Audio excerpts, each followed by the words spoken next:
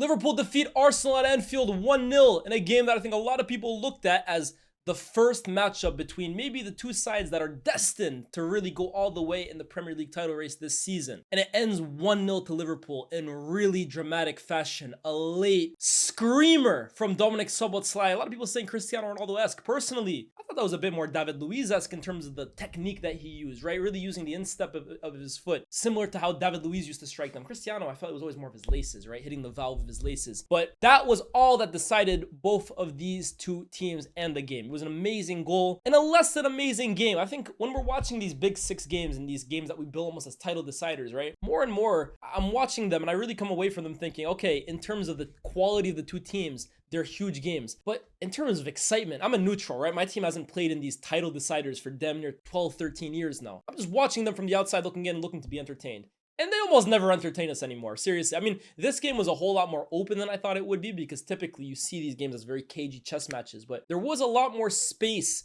for both these sides to operate in than I initially thought. But ultimately, it was a game where there wasn't much between the two teams. I don't think either side was vastly superior than the other. I don't think either side created must-score opportunities that you look back and say, wow, what could have been? And ultimately, it's decided by one absolute moment of magic. But oftentimes, that's what it takes. Oftentimes, that is the decider in these kinds of games. And it's oftentimes why you spend so much money on players that can do those kinds of moments. And Szoboszlai today is the hero of the day. But I want to look at it from both sides, right? I want to start with Arsenal. Because a lot of people are looking at Arsenal, and I'm reading the conversation online. And a lot of people are targeting Arteta for approaching this game too negatively. People are looking at the lineup he put out and saying that's not an 11 that you put out if you want to win the game. That's not a brave lineup. And I don't disagree, right? The lineup that Arsenal put out, I'm going to show you guys on the tactics board right now, right? Shout out James Lawrence Alcott. As I say almost every video, the JLA tactics board is available to get now. I'll put it in the description, but this is his tactics board, and this is how Arsenal lined up. Obviously, Saliba started, but he came off of an early injury, and Mosquera came in his place. And I have to say, Mosquera, I thought didn't put a foot wrong all game. Up against Ekitike, who's been the form striker in the league.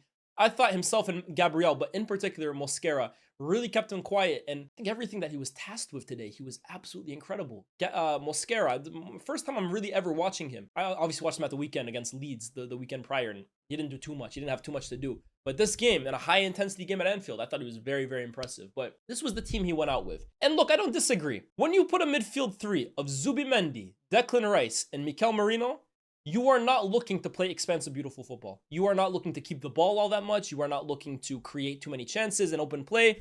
You're looking to be compact, right? These three right here, you're looking to be compact. They're going to be very close to each other. They're going to sit deep if they have to. Merino, if anything, might kind of, drift up the pitch. You can kind of use his aerial threat. He might kind of get on the end of chances that fall at the edge of the box. That's Mikel Merino, right? But for the most part, you play these three, and the assignment for Arsenal is relatively straightforward.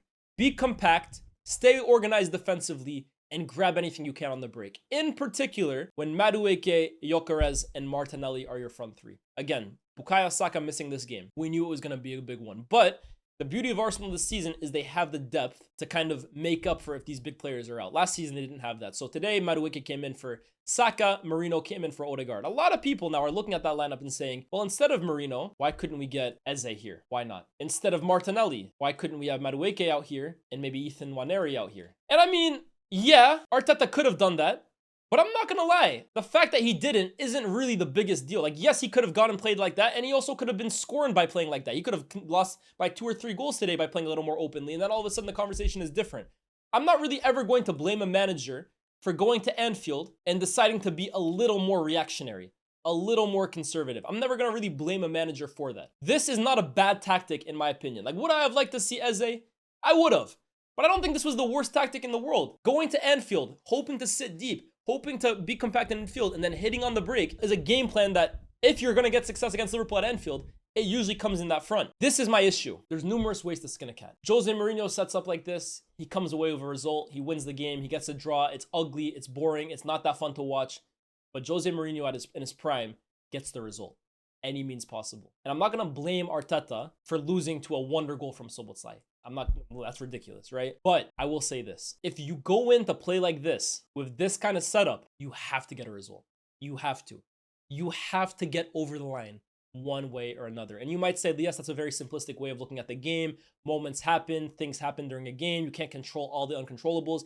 100%. But I'm sorry, if the game plan is to come to Anfield and frustrate them and set up to be defensive and set up to maybe get a chance on the break, at the end of the day, if you don't get what you came for, you have to look at it and say, the game plan failed. It did, right? I mean, it would have failed anyways, even if they went a bit more expensive. But I think Arsenal fans maybe prefer if it's a more expensive game and they have chances and they don't take their chances and they lose that way, because at least they lose on their own terms. But I've seen Jose Mourinho go to the Etihad and go to the Anfield and get results by playing ugly. So it's not the fault of the tactic per se, but when you play that way, you have to win, or you have to at least draw. You have to come away with some kind of result. The reality is the game plan didn't really work today. It didn't, right? Defensively, they were strong, but they're always going to be strong. Arsenal are never going to get popped 3-0 by anybody. They're a very defensively strong team. But ultimately, in open play, did Arsenal create anything today? Not really. I mean, Madueke, I thought, was very, very lively on this right-hand side. He got the better of Kerkez a few times, right? Kerkez with these last-ditch clearances into corners, which we know Arsenal love. Gyökeres was very isolated, and I predicted he would have a difficult game against Konate and Van Dijk, which he did, because if it's a physical altercation, they're going to lock him up. If it's a speed altercation, they're going to lock him up. And you need a striker maybe to be a little bit more cute in these situations, where I think Havertz could have possibly been, if he was fit, the better fit for Arsenal, but he wasn't. But ultimately, Arsenal didn't really trouble Liverpool that much. Now, on the flip side, Liverpool didn't really challenge Arsenal that much either, if I'm being absolutely honest. There weren't many clear-cut opportunities for either game. Like I said, we know these kinds of games, how they play out. Both sides go at each other, they exchange punches, but none are really what you would classify as knockout punches. I mean, bar the Szoboszlai goal, but they're not really kind of getting an advantage against the other. Liverpool were frustrated largely by Arsenal's shape. Salah, I thought, was on the periphery of the game for large parts of that game. Again, I'm really kind of looking at the way Liverpool are deploying Salah this season. I'm thinking, you're not getting him in positions enough to hurt the opposition. And towards the end of the game, I think he started getting more into it, but it almost felt a little too late. But ultimately, it's not like Liverpool popped Arsenal off the park. Like I said, this is not a game where I'm looking at either of the sides and thinking, oh yeah, one of them is clearly the better side. It's not like, for example, when Arsenal went to Old Trafford, I thought they looked really, really bad. But they did look bad that day. They did get frustrated. They did have to defend for large parts of the game, but they got the result. Going to Anfield, I think you needed the draw with that setup today. If they went in a bit more adventurous and still lost, I wouldn't be too upset about it. But I think when you're playing Merino, Rice, Madueke, Martinelli, Gyökeres, in a very reactionary kind of game, you have to come away with at least one. And I think it's a little frustrating if you're an Arsenal fan today that you played that kind of game and didn't get anything out of it. I would be frustrated if I was an Arsenal fan. Now, for Liverpool, I have to say, not the most guaranteed performance in regards to like, wow, you blew me away, but you did what you had to do. I think you were the more positive side today. I think you defended remarkably well, and I thought that header away from that deep free kick from Raya right at the death, aiming for Gabriel, aiming for Calafiori, aiming for Mosquera, and yet it's Van Dijk, as always, leaping highest to clear the danger away. I thought Van Dijk was impenetrable today. I thought Kerkez had his best game in a Liverpool shirt, and I'm going to explain why I think that's the case. And I think Gravenberch and Szoboszlai, again, these kinds of games are made for soldiers like that. I actually thought McAllister, not his best game, and to be honest with you, against Arsenal, I do oftentimes think he is on the periphery, and I think these kinds of physical altercations is when you need a Gravenberch, you need a Szoboszlai, and dare I say it as well too, I thought Curtis Jones, when he came on, showed that these are the kinds of games that he thrives in, man. Chaotic, physical, intense. You need warriors out there, man. But there was a tweak that Liverpool did in their build-up today that I was really quite fond of. Now, if we look at Liverpool here, let's pull them up. What is it? It's technically a 4-3-3, right? Or 4-2-3-1. So we're almost looking at it more like this. Now, ignore the names, right? Obviously, Salah. Just ignore the names. Honestly, let's get rid of the names. So this is kind of what it looked like, right? If we pretend that this is Kerkez, in the first two games and the Community Shield, this is what was kind of going on. Szoboszlai was kind of going in here. And we were almost seeing Kerkez as like a left center back in a 3. And then from there, it was almost a bit like this. Well, in the Community Shield, really, this was Frimpong. This was Salah. It almost ended up looking like this, to be honest with you, bro. With Salah almost as an interior. But then for the most part, we've been seeing Kerkez as a left center back. Today is the first time that we saw something Slot went to a lot last season, and I thought it brought Liverpool a whole lot more success. What was it? Again, if we normally look at Liverpool playing like this, and we pretend this is Gravenberch. Today, Gravenberch almost split the two defenders in build-up, dropped deep to pick it up. It allowed Szoboszlai to kind of play out here. Salah was the wide man out here, and Kerkez was then allowed to be that traditional wingback that we know he loves doing, bombing up and down, dominating the entire flank for Liverpool. I thought we got to see him a lot more like that. So it was almost more like this, to be honest with you. And I thought it brought Liverpool a lot of success. This guy, Gravenberch, right? His transformation under Slot in the last year and a half has been nothing short of ridiculous. And today, I thought the way he picked up the ball from here and then immediately carried it forward, dragging defenders, getting Arsenal players out of position before eventually playing those balls out here, those balls out here. I thought he was absolutely brilliant today, Gravenberch, man. And I think it was good to see Liverpool revert back to that, because this whole thing of Gravenberch dropping into a 3 was a huge part of Liverpool's success. And I love this guy Szoboszlai, right? Let's talk about Szoboszlai a little bit. Outside of the goal, I've waxed lyrical about him on this channel, especially this season, because I think a lot of his work goes so under the radar. His press last season from the front for Liverpool was integral to the way that team played. He worked so hard for everybody around him. And I feel like dropping him deeper is kind of sacrificing that hard work that Liverpool have made so effective from the front. Now, you're now relying on other guys to do that kind of work, but Szoboszlai, man, the way this guy runs himself into the ground, the way he'll play any position you ask him to, right back, central midfield, defensive midfield, Connor Bradley comes into the game yet again, Szoboszlai goes back into the midfield. When you think about the player Szoboszlai was at Leipzig, it's a complete night and day transformation. This was a creative midfielder, goal scoring, chance creator, and he has transformed at Liverpool into the ultimate utility guy, jack of all trades. And the power that he possesses, the industry that he possesses. There was a Premier League player last season, I worked with him at the Zone, and he told me the player he was the most impressed with off the game that they played against each other was Dominik Szoboszlai. He said the industry and the work rate and the leg and running power that this guy possesses is unlike anything he's ever seen before. And I completely understand it. If you're a Premier League footballer, you're all tier 1 athletes, the 1%. This guy's like the 0.1%. I haven't seen many athletes like Dominik Szoboszlai who can run over 90 minutes with the intensity he does. So underrated, so unselfish, so overlooked at times because he doesn't get the goals, he doesn't get the assists. But today he does. He leaves with a game winner, and that free kick as well too. Sensational, man. To decide a game with that kind of goal is off the charts, man. It's off the charts. So I'm really happy for him, to be honest with you, because I think he deserved that kind of moment. I thought Ekitike and Gyökeres were very, very quiet. Very, very quiet. And I wasn't really surprised because this was a game I thought was going to be largely contested in the midfield. And it was.